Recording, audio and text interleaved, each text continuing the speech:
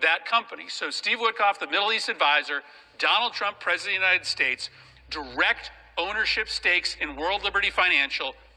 Days before the inauguration, a $500 million payment, a deal to pay World Liberty Financial $500 million for a 49% stake is done in secret. Now, we don't know the full extent of that sale, but at the very least, $187 million is going directly from this UAE company into the Trump family's pockets. At least $31 million is going directly from this UAE company into the pocket of the Witkoff family. It is not a coincidence. It is not a coincidence that a secret deal is done in which a foreign government puts money directly into the hands of the President of the United States, secretly, and then very soon thereafter, we find out that the President is throwing out years of national security policy, he's discarding the advice of his advisors, and he's going to hand that country that just gave him $187 million national security secrets.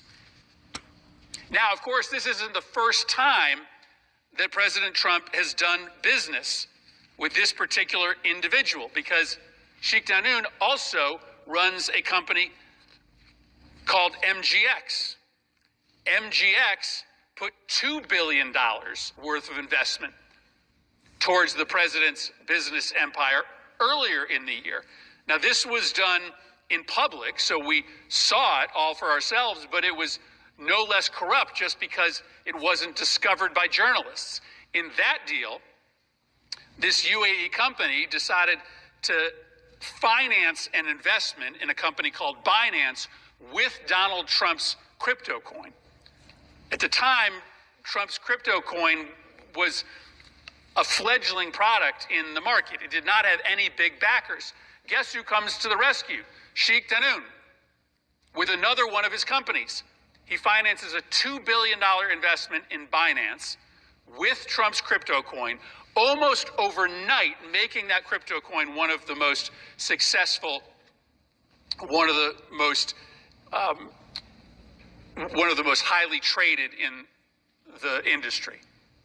Now, in that case, the investment wasn't directly by UAE into Donald Trump's company. It was financing